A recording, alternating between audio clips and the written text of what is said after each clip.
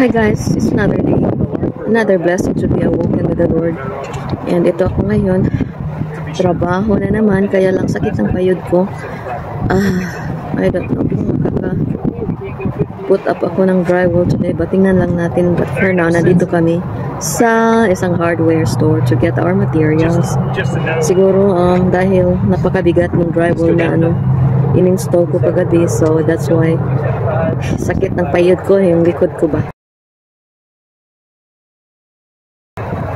But anyway, I'm kind of feeling depressed nowadays kasi palaging, I don't know, palaging binabawasan ng YouTube yung watch hour ko. I mean, I put so much time and effort in filming and editing, tapos by God's grace may manonood, only to find out na binabawasan or minumukbang yung ko, yung watch hour ko. So it's not a good news. And I've noticed na pag magwa-watch ako ng live, tapos yung pinapanood ko ay i-tag na ako, tapos from that tag may manonood, yung binabawasan yung ko, watch hour ko.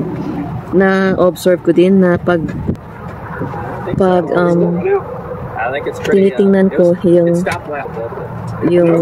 videos ko using my own account, kahit na hindi account ko, pero I watch it on my TV, syempre the same yung IP address, so yun binabawasan din. And then na-discover ko din na yung syempre gusto ko mag-share ng blessings kahit kaunti, so magpapalipad ako ng konting-konti lang naman, tapos in return like they will watch my video, yun binabawasan din. Kung manonood sila right after akong magpadala ng kaunting regalo, guys, pero pag next day na sila manonood, hindi na ako binabawasan. Bahala na silang magbabawas, basta kay gusto ko lang ma-happy yung mga friends ko dyan. Tapos nakaka-touch pag sinabi lang, uy, thank you so much, mga ganun ba. Tapos ano ba naman yung sinishare ko, ilang sintimo lang. Ang importante is alam nila na mahal ko sila, diba? Bahala na si YouTube kung babawasan niya. Ito guys, so tingnan nyo, tinanim ko last December, and look, it's already budding. Probably in 3 days mamumulaklak at bubukad ang bulaklak. Tingnan nyo yan, isn't it pretty? So dito, the same color, yan. Tapos dito naman, bandang dito, yung tinanim ko is yellow. Yan. Can't wait for them to completely bloom. Hallelujah. Yan. There's my cute husband. Siya yung nagsusunog ng mga careful. Tapos tingnan nyo guys, I accidentally, guys, ito po yung part ng drywall na naputol ko para ma-install ko na dyan sa aking washer and dryer. Pakita ko sa inyo kung anong itsura niyan. Para siyang semento na parang chalk. Yan. Tapos binabalutan ng papel. Tapos ibang klaseng drywall ito kasi may water barrier. So hindi siya palaging nababasa or madaling nababasa. Tapos yan. So yan na yung drywall, actually backer board yan na binutasan ko para sa washer and dryer hookup at para sa mga plumbing at para din sa mga electricity. So at that juncture guys, nagaano lang ako, linalagyan ko lang siya ng screw para ma-attach doon sa dingding. Tapos careful ako kasi syempre maraming tubo dyan at maraming electrical wiring dyan, baka masagasaan ko. Nako.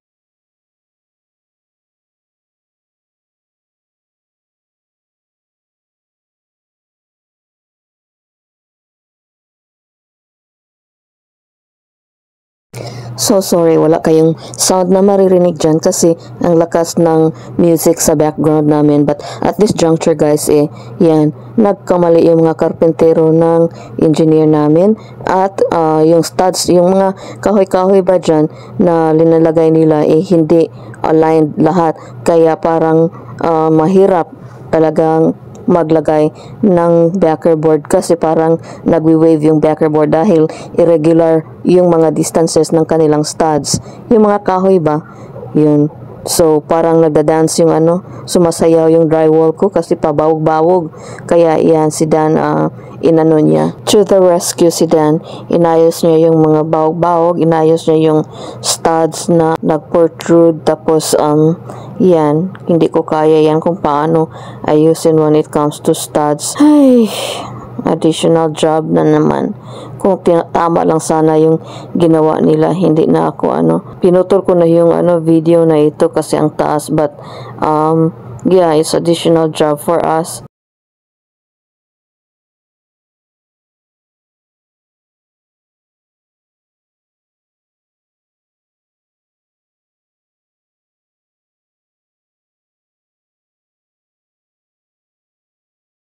Yan, silent mode na naman tayo kasi baka ma-CPR ni YouTube.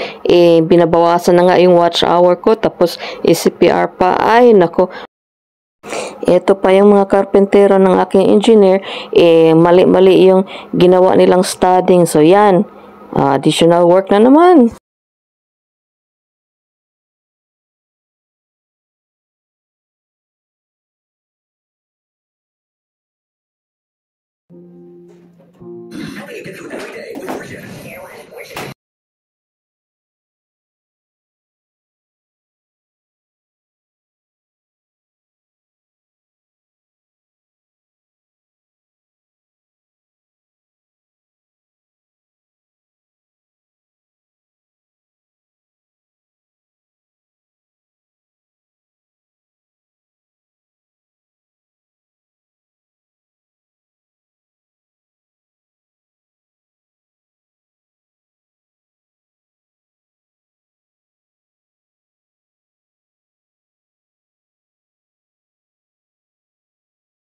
Such a great experience to find out one. And honestly, there's been times where you question your days, and one special song is popped out, and it's what beautiful thing it is. And it stops me in my tracks, and I look up to it and say thank you.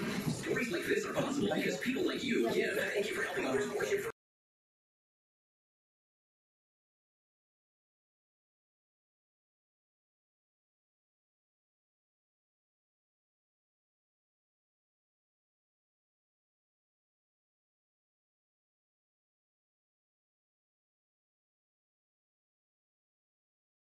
Oh my gosh, what a tiresome afternoon. Yan. Malapit na, slowly but surely.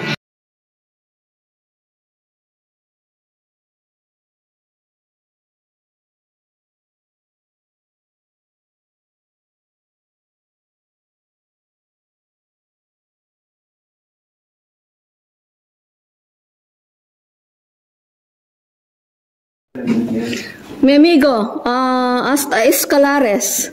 Oh, okay. Yeah. Perfect. Yeah. You're welcome. The ceilings, 4,500 includes walls and ceilings. Just for the walls, I charge you 2,500. So much with the ceiling, 4,500. Materiales to, no, just for labor, Yeah. for everything. About 3,500. 3,500 for everything. Yeah. ¿Tú compras material? See. How much materiales? Tu compra materiales for 45. 4,500.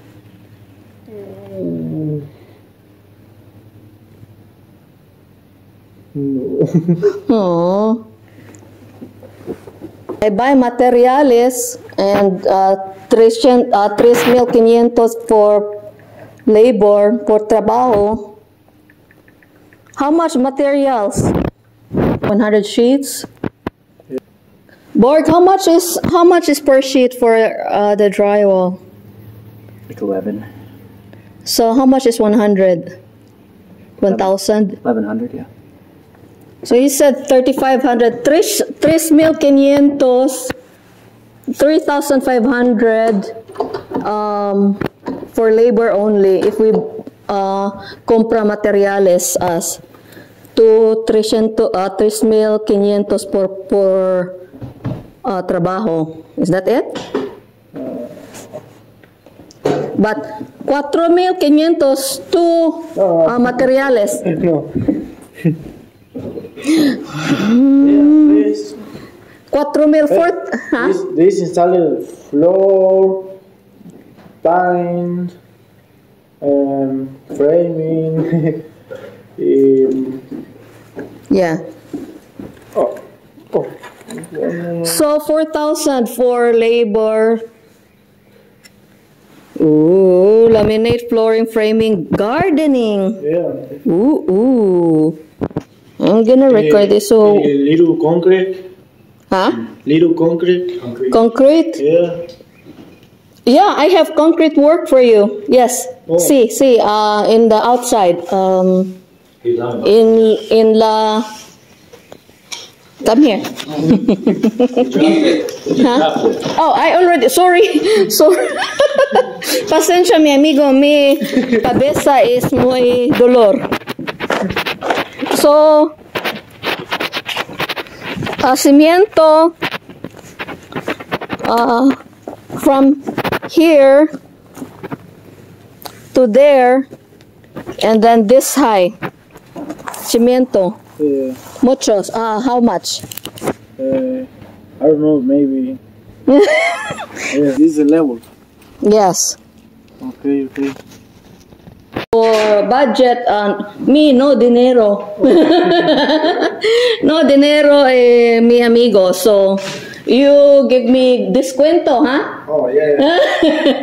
Okay, so this one. Do you have amigo over there? No amigo? Co-trabajante?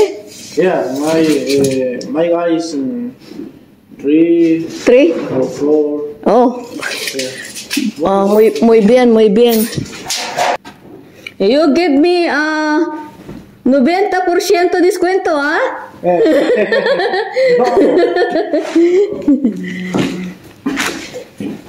Mi esposo, Corey. Corey, esposo is husband, right?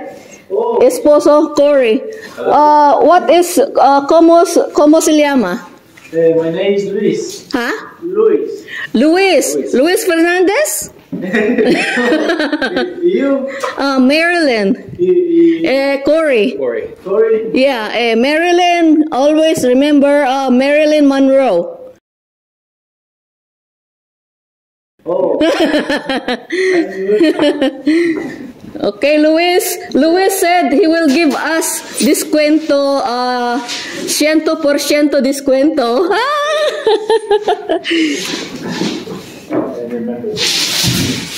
Huh? Stairwell down to the. Corey, he said that we will buy the materials for 4,000, and that's for 100. That's for 100 pieces of drywalls, and then 10 botes or 12 botes or just 12. 12, but 12. Hi. Hey there. 12 cans of, what do you call that one? Paste. Oh, you mean joint compound? Yeah. And tape as well. Joint Plaster tape. Yeah. or joint tape, whatever. Tapi. I don't know what's that. So what you think? I don't know. Mi amigo, 4,000 pero libre labor for here. Me buy materiales.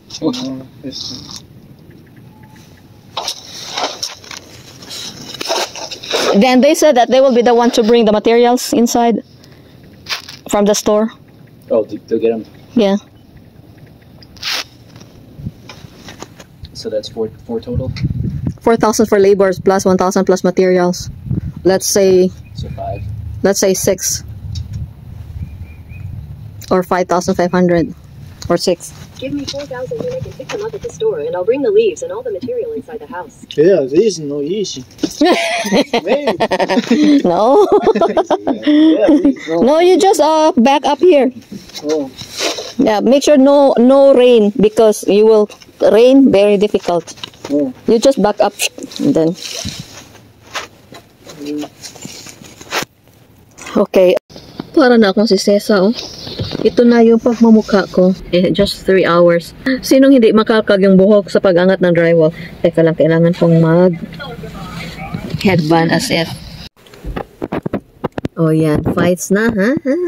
Construction eyeglass yan. Para ding nakapanuklay. Tapos tonight, we're going to treat ourselves, me and my husband, to a nice dinner. Yung buffet na favorite namin. So, by the way, may binili kaming ano dyan, oh. Binili ko dyan, yan sa ukay-ukay.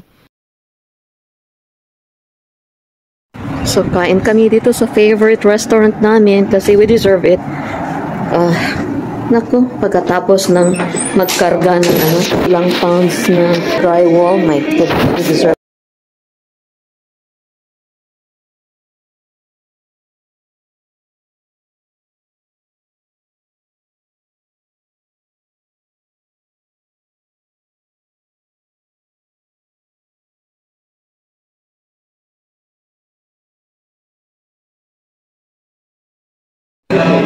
Kala ko Christmas pa. Oh, this is so pretty.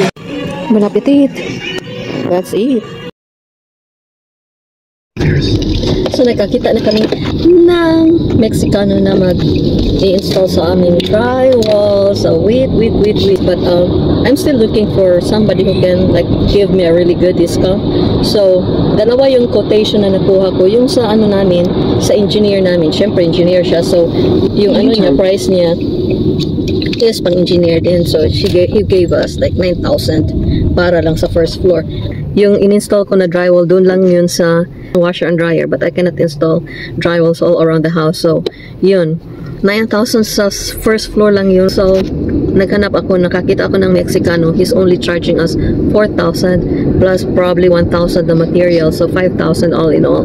So, 5,000 compared to 9,000. Nakasave naman lang 4,000. So, I'm so happy. Guys, may kukwento ako sa inyo ba? Nakakahiya talaga. Some days ago, Quarter mile, turn right onto US 127 North, US 25 North. Some days ago, guys, ganda ng mga bahay dito. Teka lang ako. So, mag-ukay-ukay na naman kami. Kuha kami ng chandelier. So, I really like it. I will put it in the grand room. Yung sa salas pa.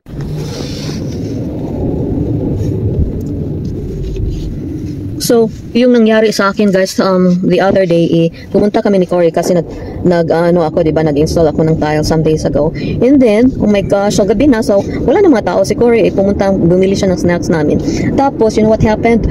O, nagta-tiles ako. Syempre, akala. So, oh, look at the house straight ahead. I love it. And here, I can live here. Continue on US 127 North for 1.5 miles. So, yung nangyari, guys, di nagtatile ako lang mag-isa so okay lang, kampante lang ako. Oh my gosh, you know what happened? Yung ano ko ba? Yung pants ko, syempre pag umuupo ka doon sa sahig, yung pants mo ay dumadalusos, yung ano ba, nakita yung ano ko, guys, yung, I was not minding because I was not minding of other people kasi ako lang mag-isa. So yung pants ko ay siya na dumadalos.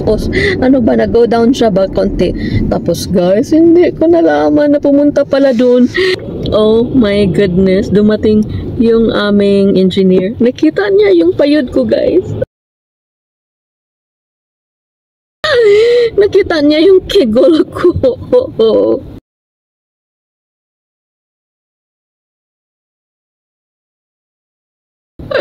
Right, Cory?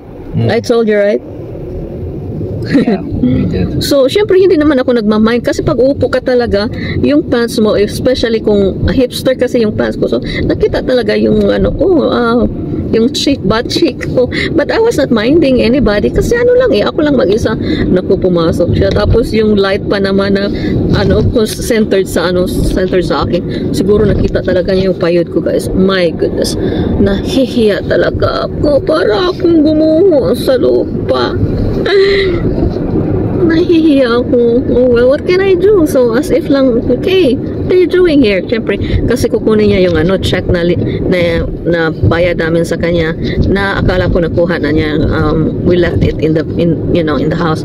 So yun, hindi pala niya nakuha.